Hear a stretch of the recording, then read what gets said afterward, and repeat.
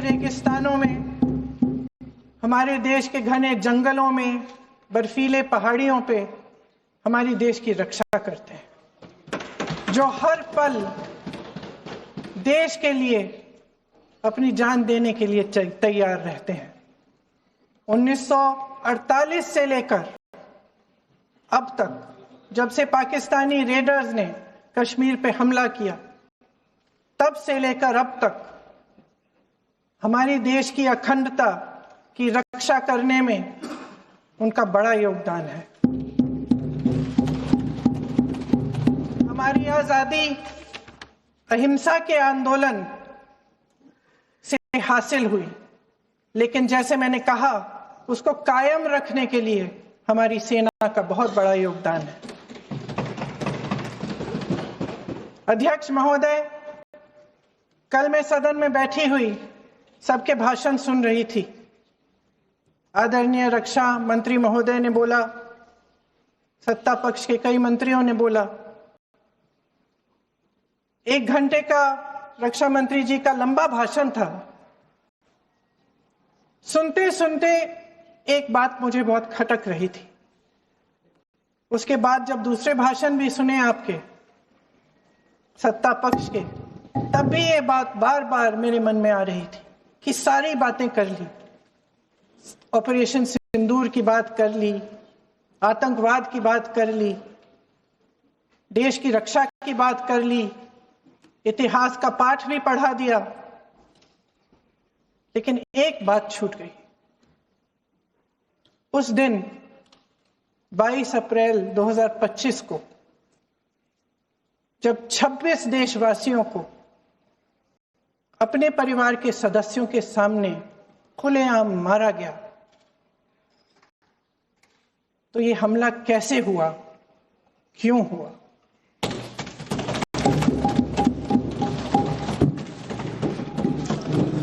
अध्यक्ष महोदय,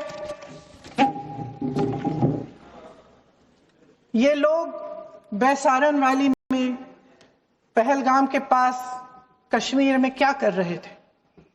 आजकल पब्लिसिटी का दौर है, प्रचार का जमाना है।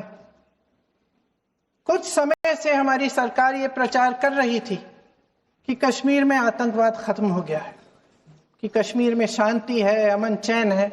प्रधानमंत्री जी ने खूब भाषण दिए, देशवासियों को कहा कि चलिए कश्मीर चलिए, सैर करिए।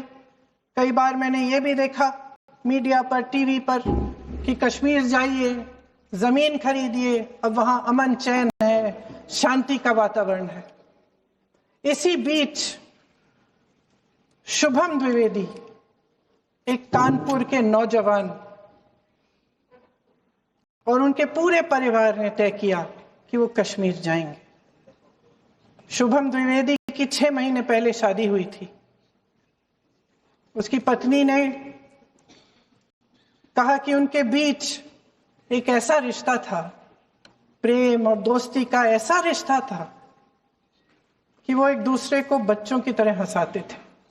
सोशल मीडिया पर एक वीडियो भी जारी है जिसमें पूरा परिवार एक साथ बैठा हुआ ताश खेल रहा है और ऐसे हंस रहे हैं कि उस वीडियो को देख के किसी का भी दिल टूट जाए कि इस परिवार को इस तरह से उजड़ने क्यों दिया हमने। 22 अप्रैल 2025 को बैसारन वैली में मौसम का मिजाज अच्छा था। जैसे हर रोज लगातार 1000 से 1500 लोग वहां पहुंचते थे, उसी तरह से उस दिन भी तमाम पर्यटक वहां पहुंचे। वहां का रास्ता आसान नहीं है अध्यक्ष महोदय जी, जंगल से जाना पड़ता है, पहाड़ों के बीच जाना पड़ता है, घोड़े से जाना पड़ता है। ये परिवार वहां पहुंचे, मौसम सुहाना था, उनके बच्चे ट्रैम्पोलिन पे खेल रहे थे, कोई जिपलाइन कर रहा था, कोई चाय पी रहा था, तो कोई कश्मीर की सुंदर वादियों की ठंडी हवा का मजा ले रहा था। शुभम अपनी पत्नी के साथ एक स्टॉल पे खड़े थे, तभी अचानक 4 आतंकवादी जंगल में से निकलते हैं और शुभम को वहीं अपनी पत्नी के सामने मार डालते हैं। उसके बाद वे वहां से पूरे वैली में 1 घंटे के लिए लोगों को चुन चुन कर मारते हैं। किसी के पति को अपनी पत्नी के आंखों के सामने, किसी के पिता को अपने बेटे के सामने, चुन चुन कर 26 लोगों को मार डालते हैं। शुभम की पत्नी घबराकर वहां से भागने की कोशिश करती है, अपनी जान बचाने के लिए जंगल की तरफ दौड़ती है। वहां पता चलता है कि तमाम लोग जंगल की तरफ दौड़े हैं और अपनी जान बचाने की कोशिश कर रहे हैं। कोई अपने बेटे का हाथ पकड़ के पहाड़ों पर घसीटता हुआ जा रहा है, कोई कश्मीरी घोड़े वालों और गाइडों की मदद लेते हुए चले जा रहा है। कोई रास्ता नहीं है, कोई तरीका नहीं है, लेकिन किसी न किसी तरह से शुभम की पत्नी के शब्दों में किसी ऐसी शक्ति ने हमको बचा कर रखा कि हमें किसी न किसी तरह से हम अकेले नीचे पहुंचे। और मैं उनके लफ्ज पढ़ना चाहती हूं,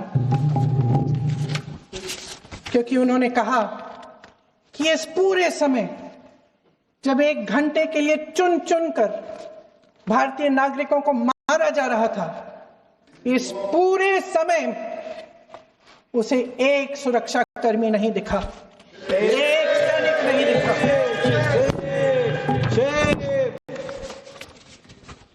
शुभम की पत्नी ने कहा, कोट, मैंने अपनी दुनिया को खत्म होते हुए देखा। अपनी आंखों के सामने एक सिक्योरिटी गार्ड नहीं था। मैं ये कह सकती हूं कि देश ने, सरकार ने हमें वहां पे अनाथ छोड़ दिया था। सिक्योरिटी क्यों नहीं थी वहां? वहां पे एक सैनिक क्यों नहीं दिखा? क्या सरकार को मालूम नहीं था कि यहां रोज 1000 से 1500 पर्यटक जाते हैं? क्या सरकार को मालूम नहीं था कि यहाँ के पहुंचने के लिए जंगल के रास्ते से जाना पड़ता है? अगर कुछ हो जाएगा तो लोग वहां से निकल नहीं पाएंगे। एक चिकित्सा का इंतजाम नहीं था, फर्स्ट एड का इंतजाम नहीं था, कोई इंतजाम नहीं था, ना सुरक्षा का ना फर्स्ट एड का। इन लोगों को भगवान भरोसे छोड़ दिया गया। ये लोग वहां पे इस सरकार के भरोसे गए और इस सरकार ने उन्हें भगवान भरोसे छोड़ दिया।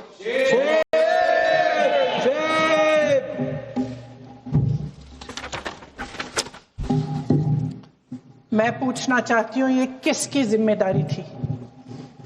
इस देश के नागरिकों की सुरक्षा की जिम्मेदारी किसकी है? क्या इस देश के प्रधानमंत्री की नहीं है? क्या इस देश के गृह मंत्री की नहीं है?